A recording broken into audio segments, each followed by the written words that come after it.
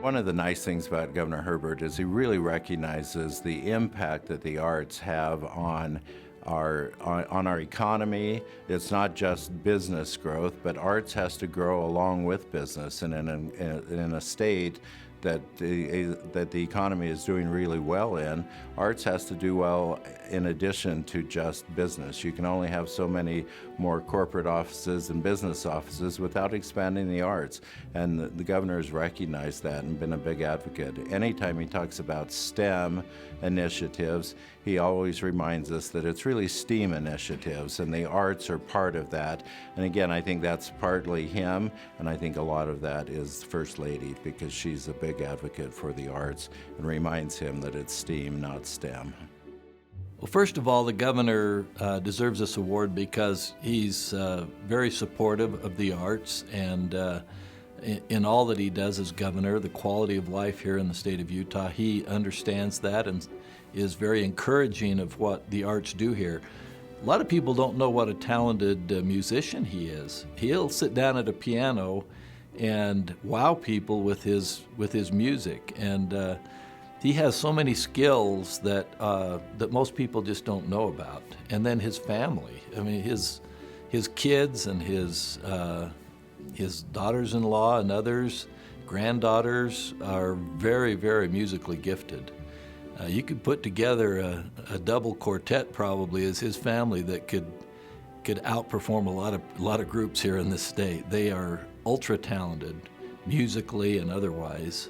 So besides being a great jock, which Governor Herbert has been his whole life, he has that other side to him, that artistic side that a lot of people don't know about, but he's phenomenal in that regard as well.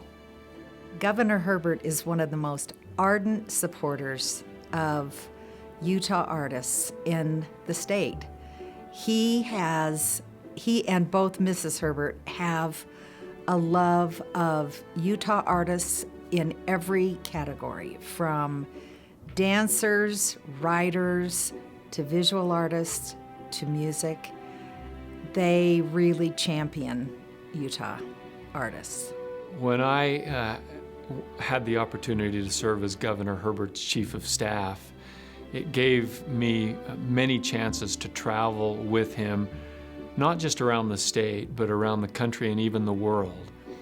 And he loves to tell people about Utah. And one of the things that he loves to tell and really brag about the state of Utah is what a thriving arts scene we have, what a thriving culture we have in the state of Utah. And he tells the story about how that is ingrained, part of our heritage, that it is part of our DNA to have arts and culture in our state. And he tells the story that one of the first buildings that those early pioneers built when they came in to these beautiful valleys, it was not a church, it was not a barn, it was a theater.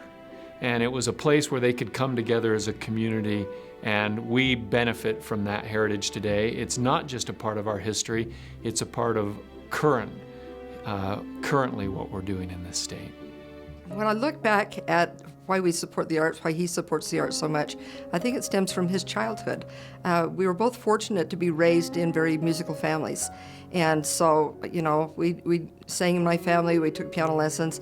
Gary is very athletic, he loves sports. I think his mother wanted to make sure he had some balance in his life, and so he had to take piano lessons. And so he could play his sports. He also played the trumpet in band clear through high school and played in a little jazz band. And so when we started having children of our own, then we realized how important it was that they had that balance. And so we made sure that they all took the piano lessons. They all picked an instrument in the band in 7th grade and played dance lessons, singing, all the above. And I think we thought of it as balance. Now we realize how important it is as far as just a balance in education, that kids actually learn better when they have the arts involved. And so I think, I look at that and I think that because of that, he saw the importance of balance in the kids in our family, and so it just continued on with the state. He's a lot like Brigham Young in knowing that the arts are so important to the state, and making sure that we have that culture, that we have that balance. And so he's always made it an important part of his budget to make sure that the arts were included. On a national level, we've seen many times where the president may or may not put money in for PBS, may or may not put money in for the National Endowment for the Arts. Can you imagine if we had that same mentality in Utah?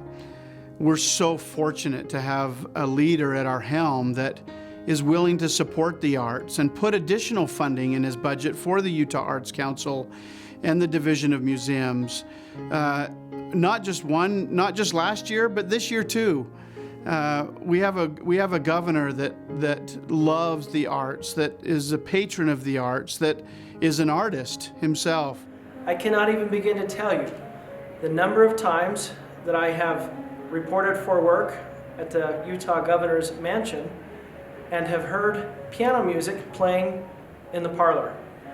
I've gone into the parlor to see who's playing the piano, and I often will find, sitting at the piano bench, Governor Herbert playing such songs as Take Me Out to the Ball Game, I'm Getting Married in the Morning, and other Broadway classics.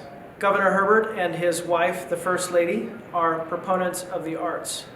For as long as I've known him, they have advocated for the letter A in what we know to be STEM or STEAM.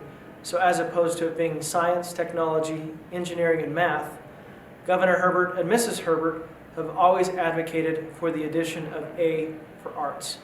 Governor Herbert has been the governor for 10 years, and so there's not a lot in the state of Utah over the last decade that he hasn't impacted, but arts has really been at the heart of that. It's been at the top of his list, and year in, year out, he's put more funding for the arts in his budgets and been a champion for cultural institutions throughout the state. I'm happy to join many who are so appreciative of the governor and Mrs. Herbert and everything that they do for the arts throughout the state. Thank you so very much. Well, Governor Herbert, congratulations on a long run as governor. Truly impressive what the state has accomplished under your leadership. And congratulations on receiving this award for your support of the arts. It's very well deserved. You've done so much for this state and promoted the arts in the things that you've said and done. Congratulations, well deserved. Governor Herbert, thank you so much for everything that you've done for the state of Utah, especially to help build the arts, our culture, and our quality of life to make Utah a wonderful place, not just to do business, but a wonderful place to live.